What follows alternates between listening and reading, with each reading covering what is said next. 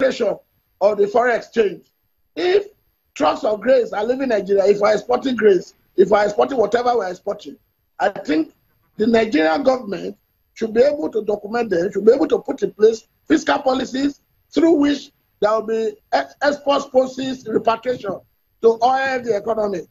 So to that extent, there is progress. But then, the progress, the effort of the government is not yet enough to encourage export promotion.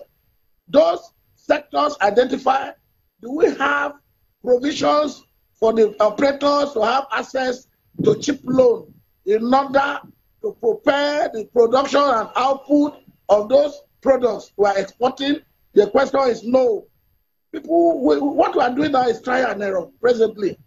And I think it is enough time we put behind us what happened. It is enough time what happened in the last regime. It is enough time the government will come up with real economic policies that will work. Right, thank you. Policies we'll have to... that are germane, policies that are humble, policies that Nigerians can benefit from. Yes, I'm afraid we'll have to leave it there. Thank you so much for your time on Network Africa. Economist Sam Olisa talking to us there. Well, in other news, Justice Sylvester Ngwota today entered a not guilty plea to a 16-count charge of money laundering. The charge also included a breach of professional ethics, age falsification, forgery, and corruption. The trial judge, Justice John Soho, stood down for his ruling on his bail application. The charge was instituted on Tuesday, November the 8th, 2016, at the Federal High Court in Abuja by the Office of the Attorney General of the Federation and Minister of Justice. Judge Ngwota was among the judges who were arrested and detained by the Department of State Services a few weeks ago.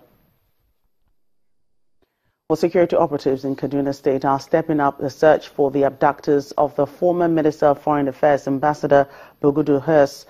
Reports from Kaduna State today indicate that the abductors are yet to establish contact with his family or security operatives.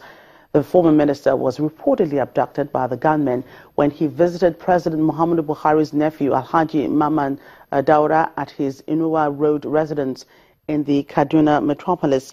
According to reports, the former minister, in company of a friend, had gone to pay a condolence visit to the family of the late Sultan of Sokoto, Ibrahim Dasuki, on Kabiru Road, when three men alighted from a grey Toyota Corolla car and whisked him away.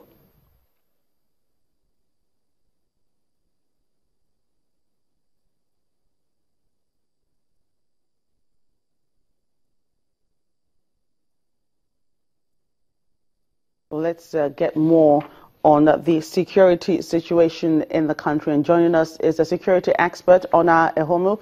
Thank you so much for your time on the program.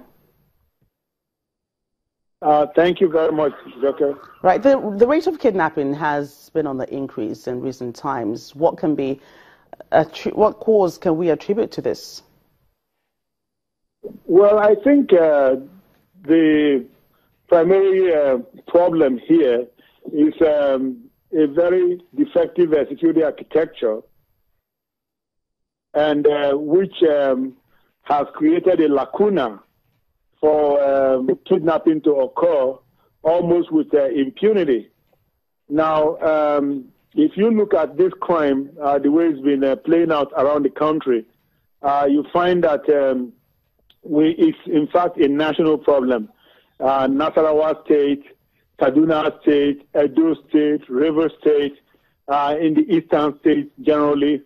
But more recently, we've had this concentration of high, I don't know what to call it, maybe high target kidnap cases in Kaduna State, because that's where, for example, they seized the former Minister of Environment, and now more recently they seized the the former Minister of Foreign Affairs also, Bogudu Hirse. And so it's kind of continuing unabated. Now, I think there is a need for a very stern response from the authorities, such that kidnappers will know that it does not pay to engage in this kind of crime. And unless and until kidnappers feel the wrath of the authorities, they are not going to just turn a new leaf, because it's a high risk. Well, no, not high risk. It's a high paying low-risk job for them as far as they are concerned. Right. It's one thing for the government to take action to curb this crime, but what precautions can individuals also take to prevent being a victim? Oh, yes, certainly, Joke. The individuals have a lot of strength in them because the way we live our lives kind of says a lot of things about us and the way we view our security. Now, you and I know that the government of Nigeria is really not able to provide security for each and every one of us. Now, if these things happen in other crimes, we can rely on the government to go after those perpetrators and discourage them from committing the crime further. In fact, in some cases, incapacitate them so that they will never commit that crime again. But here in Nigeria, it's like it's treated with kid gloves. So that means you are, in fact, responsible for your own security. Now, how can you do that? You have to be more security conscious. You must be more security aware. You have to be more security inclined. What is it that you are saying about your finances in public places? How do you conduct your own home security? Who do you allow into your compound and at what time of day and what time of night? Because these are lacunas, these are opportunities or what we call in security vulnerabilities, which the bad guys exploit to seize you. Now, when you are in your car, who is a trailing agent? Who is trailing you? Who is observing you? Who is following you? Because people stay in their car, they do what we call gisting in Africa. They talk and yak and make a lot of noise, but they don't pay attention to their immediate environment. And so you have to use your rear view mirror. Just as the driver is using the rear view mirror to drive for safety, you have to also use the rear view mirror or these wing mirrors to drive for your own safety also. Right. So we have a lot of strength, but we must exercise it, and people must become more security aware in order to stay safe in this country. Right. Thank you so much for sharing your thoughts with us on Network Africa, a security expert, Ena Ekhomu, speaking to us there. Well, coming up after the break, the UN South Sudan envoy Ellen Lodge says that South Sudan still remains at a breaking point.